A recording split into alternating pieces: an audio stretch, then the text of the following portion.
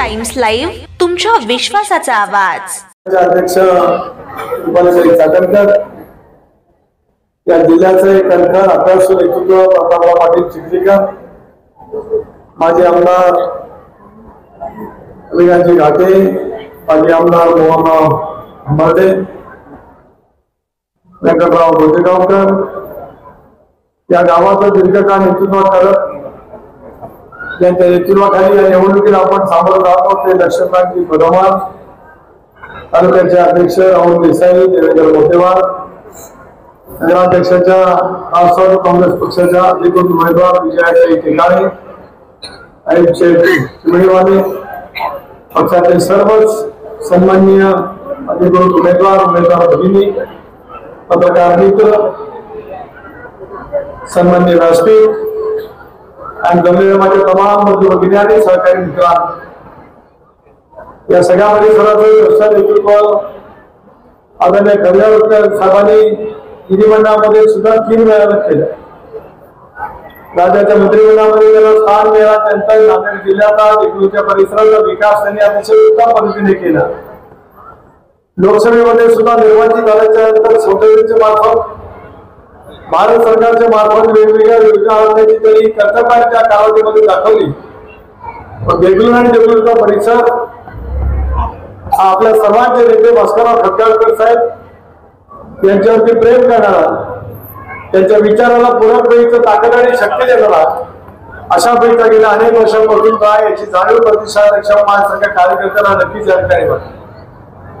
या गावामध्ये सर्व धर्म समभाव आहे, सर्व धर्माचे सर्व जातीचे लोक गुणागोविंदाने या सगळ्या परिसरामध्ये राहतात आणि मग ग्रामीण भागातला येणारा शेतकरी वर्ग असेल, या गावातली बाजारपेठ असेल, वेगवेगळ्या व्यवसाय करणारा उद्योजक असेल, व्यापारी मित्र असेल, या सर्वांच्या सांघिक प्रयत्नातून या गावाचं वैशिष्ट्यपूर्ण वैभव वाढण्याचा आपल्याला त्यानिमित्ताने पाहायला मिळू शकतो। ज्यावेळेला लक्ष्मणजी यांच्या नेतृत्वाखाली या ठिकाणी नगरपालिका राष्ट्रवादी काँग्रेस पक्षाची होती, तर किती प्रचंड प्रमाणाचा विकास झाला याची माहिती त्या वचननामाच्या माध्यमातून आपल्याला सर्वांना पाहायला मिळते। पण या कालावधीमध्ये थोडंसं कमी अधिक पुण्यात आलं, याच्यामुळे या शहराचा विकास पूर्णपणे खुंटलाच। पण शहरामध्ये आलेल्या निधीचा योग्य पद्धतीने वापर करायच्या ऐवजी त्याच्यामधूनच अनेक गोष्टी साकार झालेल्या आपल्याला त्यानिमित्ताने पाहायला मिळू शकतात। आज आम्ही सर्वजण इंडियामध्ये सहभागी झालो।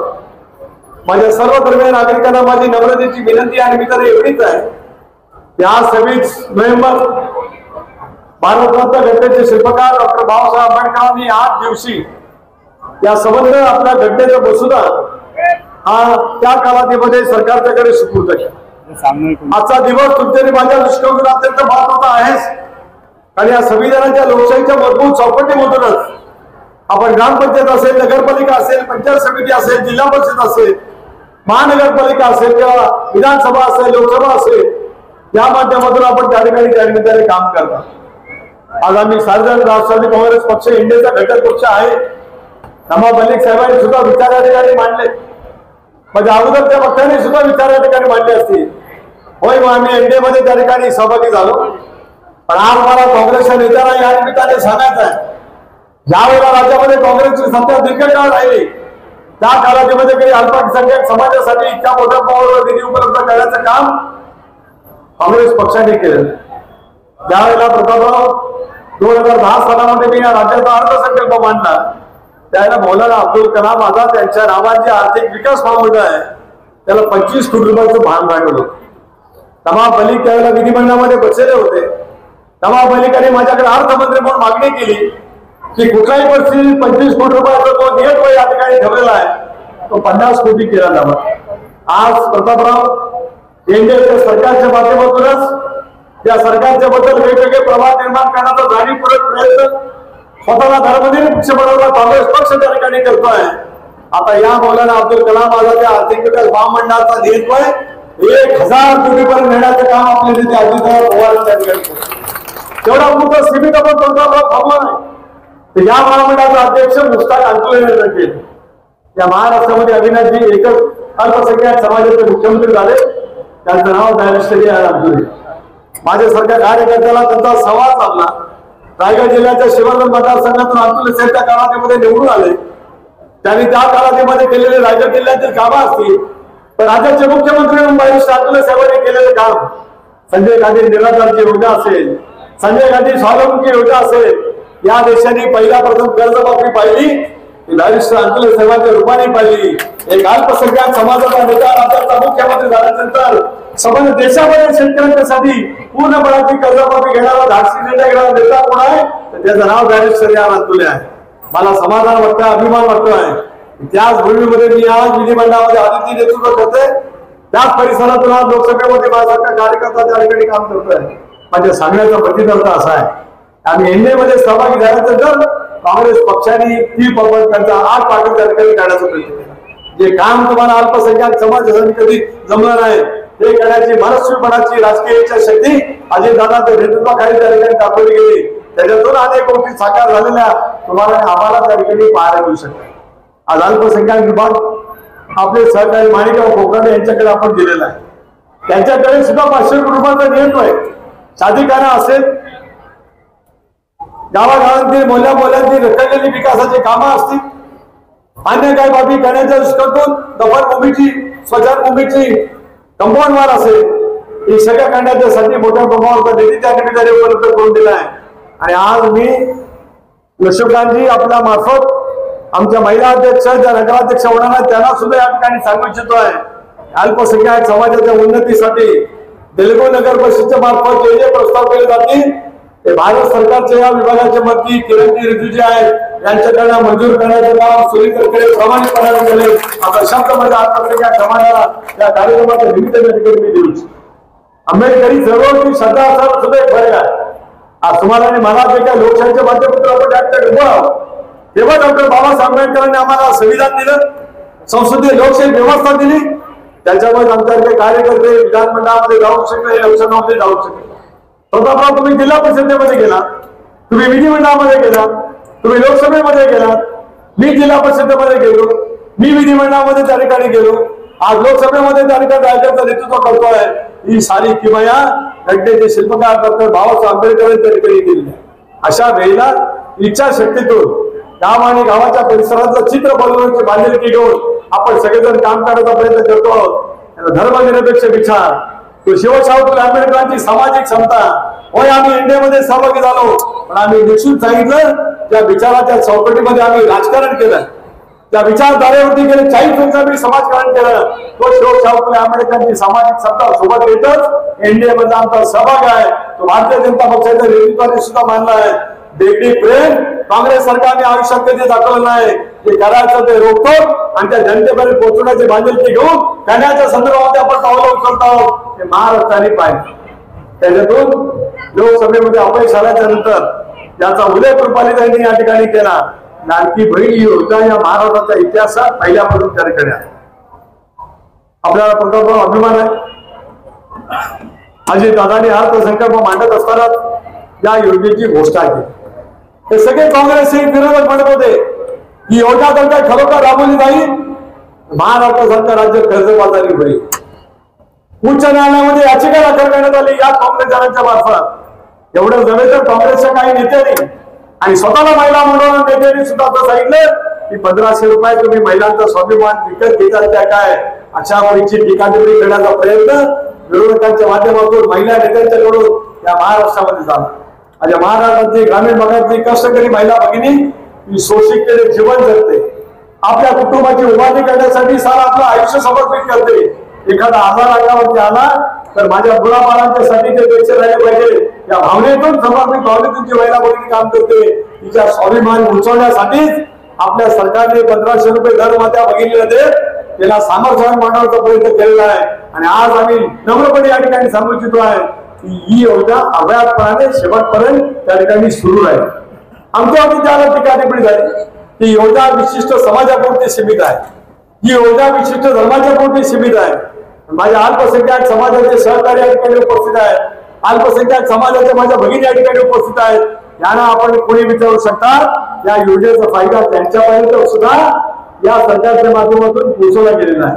याचा अर्थ या धर्मनिरपेक्ष विचाराच्या माध्यमातून सेवा करण्याचा व्रत घेऊन अजितदादांच्या नेतृत्वाखाली राष्ट्रवादी काँग्रेस पक्ष हा उद्याच्या कालावधीमध्ये सज्ज त्या ठिकाणी झालेला आहे.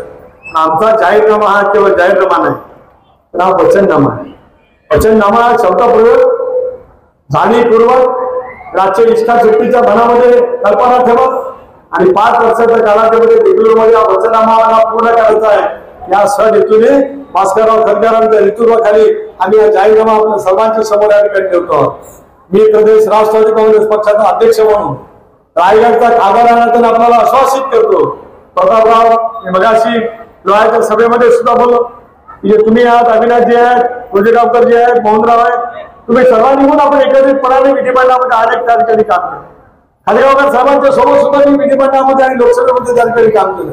अशा वेळेला या द्रष्टा नेतृत्वाच्या माध्यमातून या शहराचा कायापालट करण्यासाठी अजितदादांच्या मार्फत सर्वाधिक निधी या देगलूरच्या परिसराच्या वर्ग नगरपालिकेला देण्याचं काम आम्ही प्रामाणिकपणाने करू हा शब्द सुद्धा या कार्यक्रमाच्या निमित्ताने पण विकास साधायचा असेल तर केवळ तो कागदावरती बोलून होत नाही, त्याच्यासाठी इच्छाशक्ती मनामध्ये असायचा.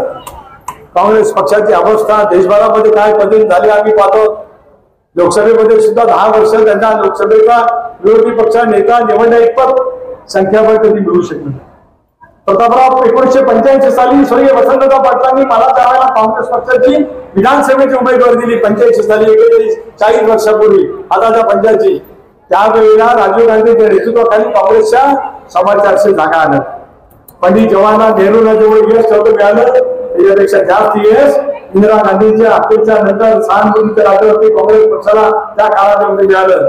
त्यावेळेला माझ्यासारख्या कार्यकर्त्याला स्वर्गीय वसंतरावांनी काँग्रेस पक्षाचा विधानसभेचा उमेदवार म्हणून संधी दिली.